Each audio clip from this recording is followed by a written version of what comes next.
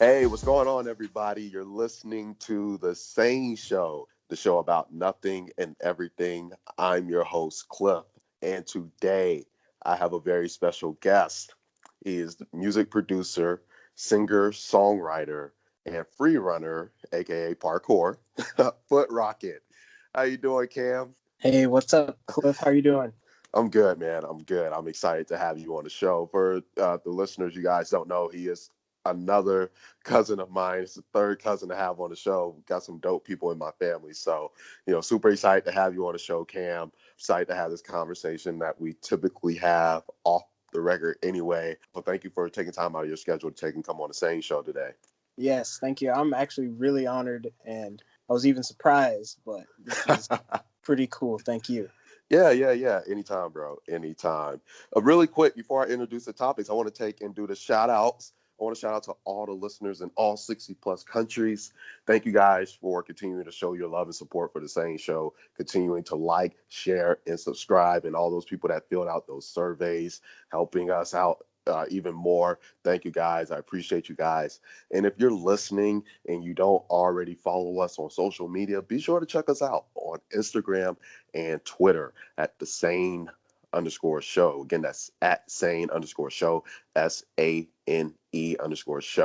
And then you can find us on Facebook, The SANE Show. Again, on Facebook, The SANE Show.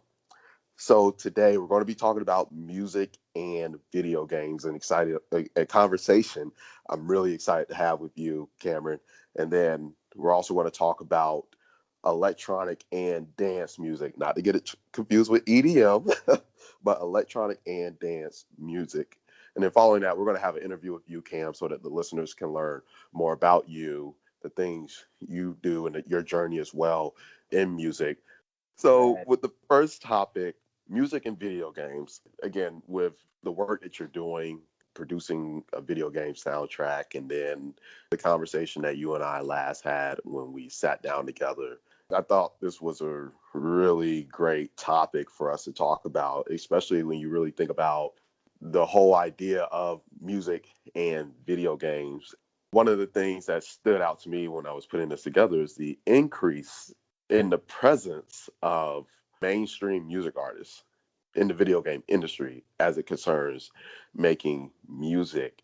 And so it just goes to say how important it is to have good music when you're playing a game. What are some of your thoughts around that? Right. Yeah, actually, one of the things I remember saying to you is just like we all have those young. If you ever played video games when you were a kid, you always have that memory like of the video game music. The music itself sets the tone, and you can always think back to like Super Mario 3 or Crash Bandicoot, and you can remember like the sound effects, even the noises, everything that you were hearing while you played the game always set the tone. And like you can even to this day look up a soundtrack, and listening to the music can bring you back to that time.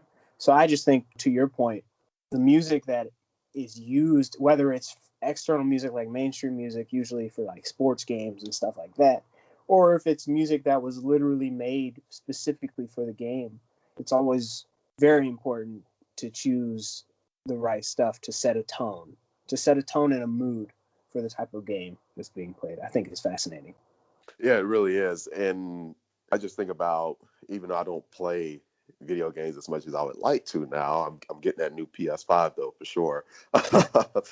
One of the things I do think about too, because even when I'm playing like video games at somebody else's house, Right. I take out my headphones, gotta get my music going, gotta get in the zone, and set the mood, right? And I even think about when I watch my friends play their games, and they have a lot of these consoles now. You can have your music playlist on the console, and then you can play your music from. And I don't know how it works now. I don't know if there's like an integration with like Spotify or Apple or something where you can play your music from the playlist, and then while you're playing the game, and it's playing over top of the video game music, yet you still have that audio from, or the sound effects from the game. You see where I'm getting at? So like it's just really, go ahead. That's really cool too. I didn't actually know that either, because I was going to chime in and say I haven't played video games in a long time, not seriously, not since high school. That's not even because like I don't like them, but Yeah. it's every time I've even tried to within the last, I don't know, maybe 5 years, I just find myself getting bored or wanting to create something. And it's Hmm. just, I've come to the realization that I just enjoy making music, which is what I do. And that's is weird when people say like, wow, I envy your work ethic, or wow, like you work so hard, and like I wish I could push that hard on something I'm into. But it's like, I don't think of it that way, because when I'm making music, it's what I do for fun. So like I spend the majority of my free time on it Hmm. because that's what I do. Like this hardware, these synthesizers and stuff, that's my video games. Like even I think I bought the new Animal Crossing on the Switch. Went out and bought a Switch and the new Animal Crossing because everybody said it was so awesome. And it is a really dope game. But I played it for about maybe 2 weeks before I was like, I'd rather just be working on music right now. And I haven't picked it, to be honest. Even though the music, that was one of the things I was going to say, even Animal Crossing, I remember the DS version, I think it was Wild World, has one of the most amazing soundtracks you will hear in video game music. Really opened my ears and eyes to like just the possibility of immersive sound. Yeah, and even outside of the increase of mainstream artists in video game music, like the conversation we had a month ago when we were talking about games, because those are the games that most people appreciate too. The games where, even though there aren't any mainstream artists on them, the composition of the soundtrack itself was phenomenal. Some of the games we talked about, I know Sonic, I remember you had me listen to one of the songs off of Sonic, and Right. Mario Kart. I know for me, Rainbow Road, that's the classic. Like they got like a whole bunch of remixes or different versions or iterations, whatever you want to call them, of Rainbow Road. And then you also, for me, one of my favorites is Tekken. I think Napco and the Tekken brand does a great job when they're putting together music for video games. Again, not mainstream artists, just really talented composers that put together a really Right. great track that really fits the mood of the game. Because here's the thing, too. I think sometimes we tend to forget that video games aren't just a form of recreational activity, but it's also entertainment. And some of the best of games, like I'm now as I'm talking, more games are coming to mind, but those games that give you that cinematic feel, Hmm. the games that you play and it's like you're watching a movie, Right. because not only the gameplay but also because of the soundtrack, and you're just like you're fully into the story of the game, and that's the best part about it. Those are the Mm. games, because I played some games where it's like the music was great, the graphics were great, the story was great, and when it was over, I was like, man, I was really into that. And then it's like I felt like I was just finished watching a great movie, you know. Yeah. So yeah, it's crazy. You reminded me of the Sonic Racing soundtrack, because I had that game on the had it on the PC way back in the Hmm. day. We actually had the disc for that game, and I played that game so often when I was about, I think I was like 8 years old. The soundtrack is so different. Like usually Sonic games, the 2D scrollers especially have like 8-bit music, but this one is all electronic dance music. And like I encourage you guys listening, if you haven't heard it or played the game, look up the Sonic R soundtrack. It is gold. It sounds, I don't know if it would sound kind of dated, I guess, nowadays, but I still to this day listen to that thing. Even as a reference, it's quick. It makes you feel like you're flying around a Sonic level. It's so cool. I love it. Another thing that came to mind too, because we're talking about music production and everything. I think it's important to for people to recognize, especially people that do produce music and want to continue to pursue a career in music production, is not to forget that you can make music for video games, not just music for artists, Right. not just music for films, and but you can make music for games. Like there is an avenue for that, because again, video games is entertainment. There's a lot of games out there that need soundtracks. So for the listeners out there, don't overlook the fact that you could produce music for video games, because that's pretty freaking cool if you ask me. Especially if you could get on like a company's roster where you just make all the game's music. That'd be Right. awesome. And that's a whole side of the industry that people, I feel, a lot of producers just don't even think about because Yeah. and it just goes over their head.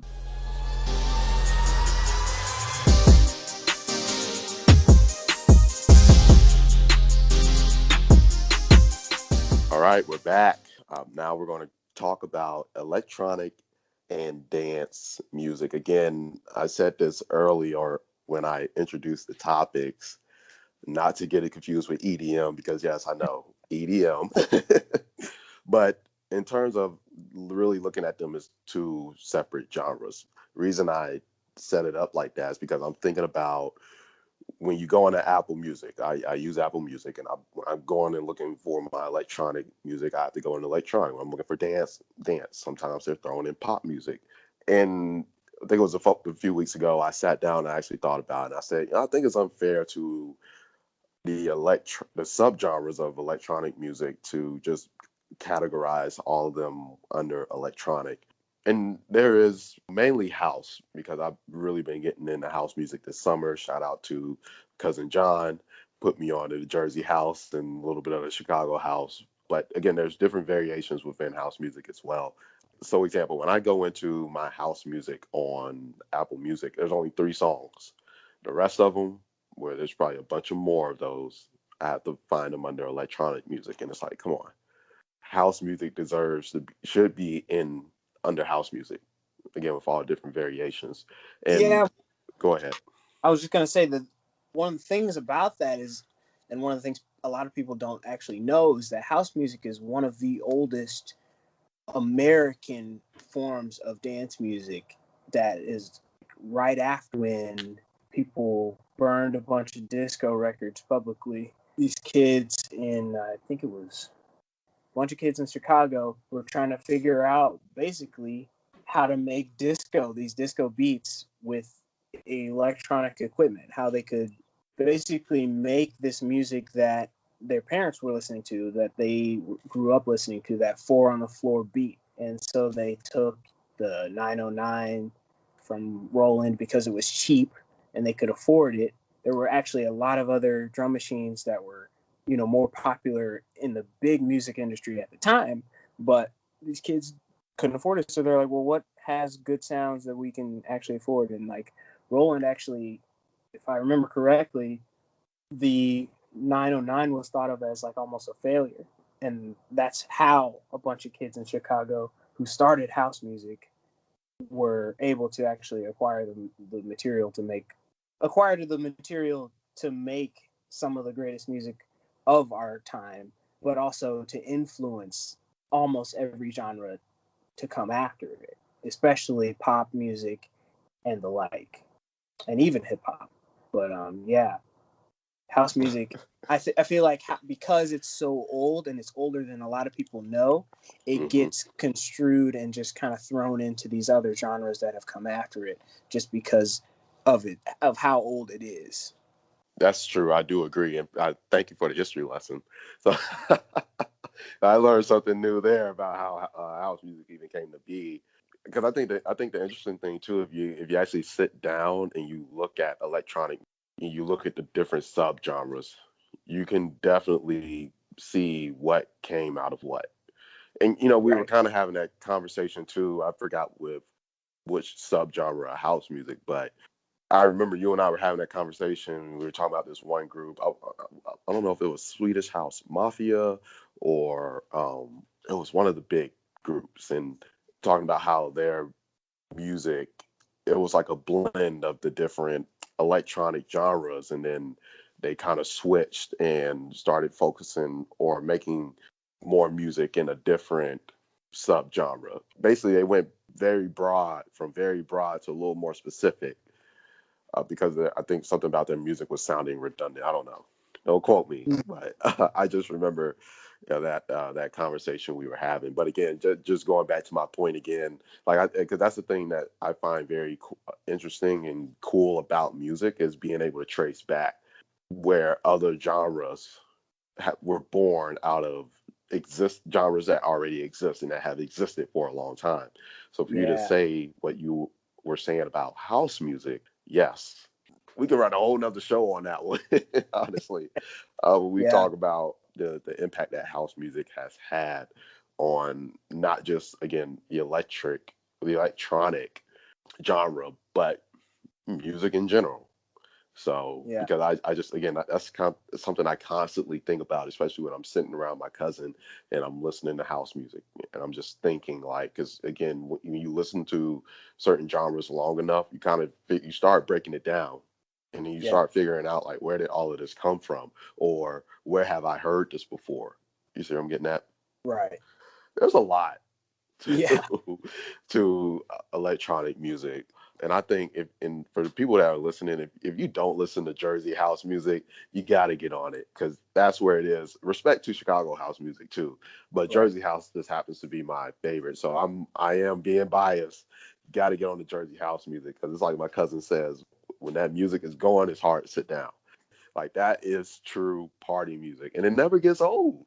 So my question to you would be, is it fair to say EDM? Or is EDM just encompasses all of electronic? Because you know what I mean? Electronic dance music versus how I look at it, electronic and dance separately. Go ahead. Have you ever seen that that vets versus noobs EDM No, meme? Where there's a no. meme, if you just look it up, like or search EDM meme, there's the hilarious explanation of this exact conversation.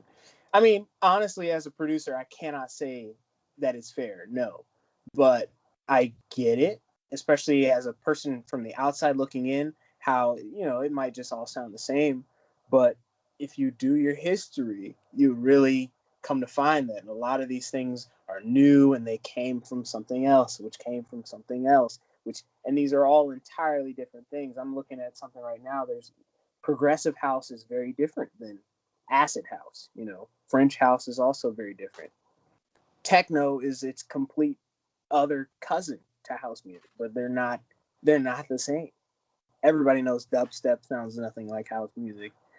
Like you can listen to an entire playlist of new disco, and it has the same four on the floor beat, but for someone who listens to a lot of house music, you can definitely tell, like, whoa, wait, this is something else. It Right. just it's just for the same reason somebody who's a painter or somebody who's an electrician can look at the lights in a room and know the wattage, or like a painter can look at the colors on a wall and say, that's this, and then this color is that, and this one probably painted this many years ago, and they just know because they're familiar with it.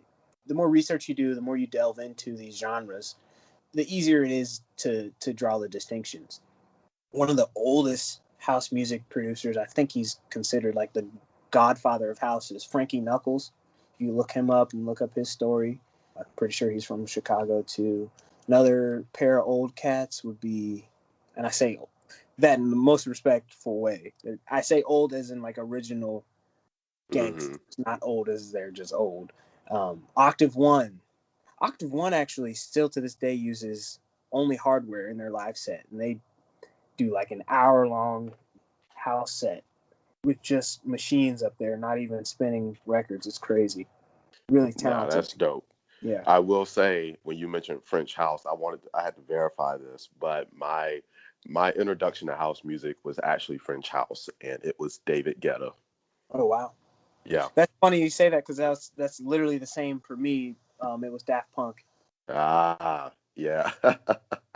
Yeah, David, but old David Guetta, not new David Guetta, because new David Guetta's really gotten away from that, but old David Guetta, like the original, like that David Guetta.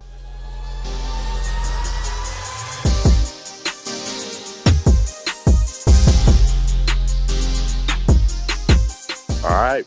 Now for the interview, I'm going to ask you some questions, Cam, so that the listeners can learn more about you, what you got going on, and all the fun things that go along with that. I swear these shows go by fast when you're having fun with your guests, as always. So, First thing, tell us about your latest projects. I know you got some things. You just released a single. You also been working on a video game soundtrack, and you got an album coming out in the fall. Talk to us a little bit about that. Yeah, my album for the entire soundtrack drops.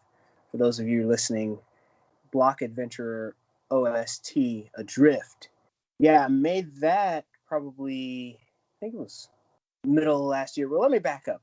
So, yes, I'm a producer. I've been making music since high school, right? Funny enough, a friend of mine from high school hit me up about a year and a half ago and told me some amazing news. And that was he had made a game. I think it was for Android and Apple, actually. He made a game and it got over 250,000 downloads. Mobile game. And that allowed him to get a contract with Sony to do a video game.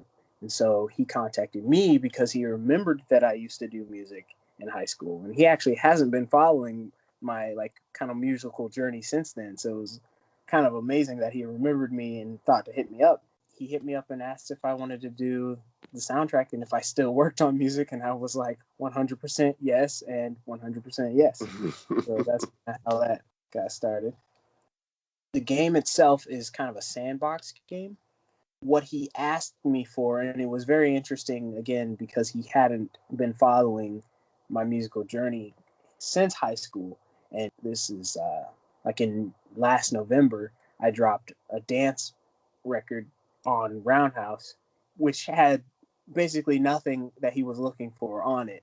And then, before then, I had dropped a single, which was another house track. So he's asking me to make some smooth ambient background music, and my head is in a completely different space. So, but I didn't let that. I didn't even let him know that. I was just like, yes, I'm doing this. Now I got to figure it out. So it was fascinating what I usually do when I'm making music because I just flood my brain with ideas. And what I did for this project was I literally, and when I say literal, I mean literally, spent 2 months only listening to Japanese 80s ambient music. And it was such a eye-opening and just cleansing experience. But after I did that, I sat down and banged out 10 tracks for this record, and it's about to drop tomorrow. I'm super excited. Good stuff, man. Good stuff. I'm excited. I'll definitely be checking it out and spreading the word for that as well. So my next question to you, because you went a different route and you took a chance, and so I want you to talk to the listeners about as far as why was college not a fit for you and how you're measuring your success with music now. Serious questions now. Uh, Anybody that knows me well has heard me say that none of this was my idea. I attribute all of it to God in that my plan was to go to college. My plan was to get a degree in engineering. My plan was to get that white picket fence, get old and die. That was the plan. And there's only so much you can do to fight what you're supposed to be doing in life. I'm only 24, so everybody listening, just take. I don't try to speak as if I have my life figured out, but I definitely have direction, and for that I'm grateful. I think I was in my third semester of community college, and even looking back, I don't even remember what it was that was telling me like, hey, you can actually do this. It could have even been just some random Gary V videos on Instagram, but I kept whatever was happening kept showing me like, hey, Cameron, you need to be doing music. Hey, this is what you should be focusing on. I've been a producer, calling myself that since 2008, since I was very young, but never really chose to take it seriously until about maybe 3 years ago. And I think it was 3 years ago. Could have been sooner, maybe 5 years ago. But the point being, I hit a crossroads where it was like, I can't keep fighting this. what I'm doing is not being blessed, but every little piece of attention that I give towards music is doing far and above what I could have ever expected. It was driving me nuts because I was like, I'm gonna keep plugging away at these books and keep plugging away at whatever, and it just wasn't working out. Teachers sucked. Everybody's teachers suck, but it was just. I'm trying not Right. to sound pretentious because this was life or death stuff at the time, really serious.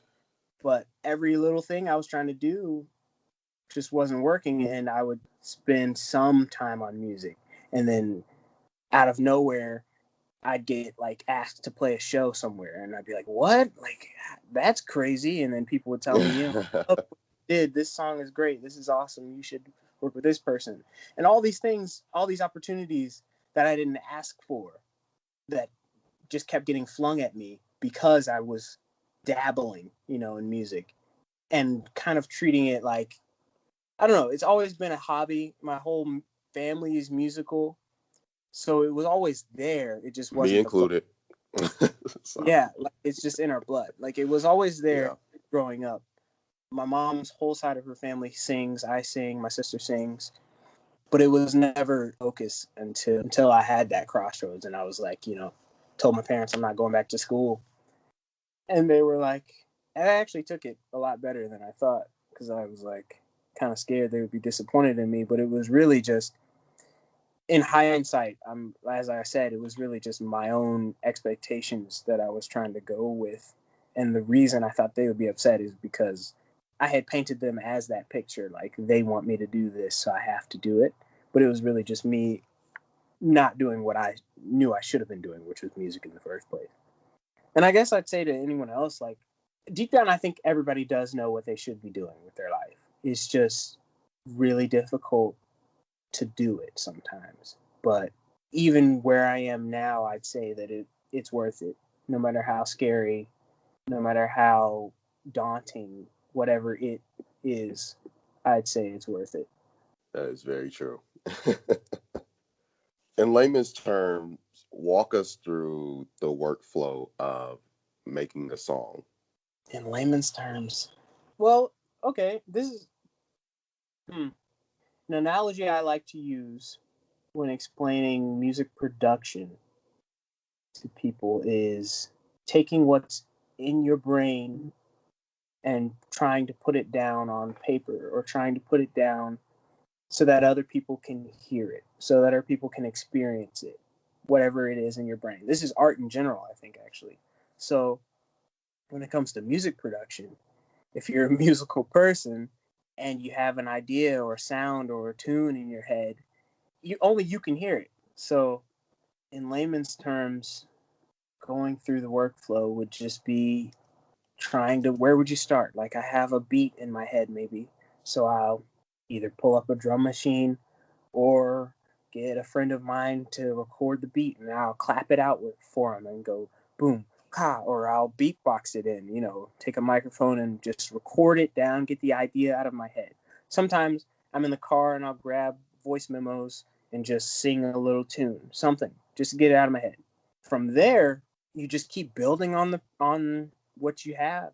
You build on the process, and that can come sometimes. Actually, a lot of times, a song can come from just randomly noodling around with a piano or noodling around with some sounds. And sometimes it's literally, I've had times where I dreamed about something and I was like, I have to wake up and make this right now. And I just jump on the computer and throw it out there. But in layman's terms, I would say it's just the process of trying to put down what's in your brain, if you can imagine that. Similarly to how a painter paints or Right. something like that. It's funny. It reminds me last year when I had a dream and I came up with this really dope tune in my mind. Right. And I tried to remember it to tell JL. And I was like, dude, I was like, I forgot it. But I was like, I had this really dope tune for you that you could like. I said it'd be great for Maroon 5. Like, but I forgot. I was, he's like, oh man, he's like, it sucks. I was like, yeah, I know, I'm no good. Because I woke up and I was like, yo, this is a hit. Oh, And what's um, crazy, what's go ahead. crazy could have been, it probably was amazing. Yeah, And dude, I was your brain jamming is in my able, sleep, and I woke up like, "Yo, that's it." yeah, About to win them a Grammy. Let me stop. yeah. Um, so how were you able to quickly define foot rocket and channel that into your music? FootRocket is music to make you move, specifically music to make you move your feet.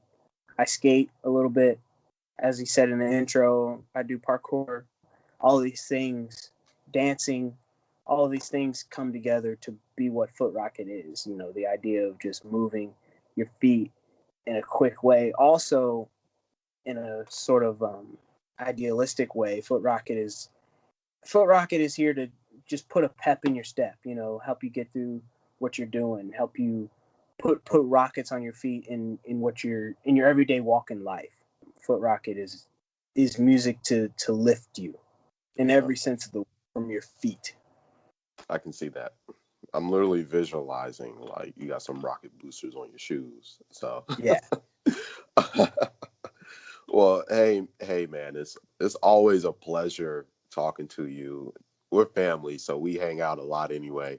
But it's never a dull moment, having these kinds of conversations with you. Which again, listeners, with this kind of stuff we talk about all the time anyway.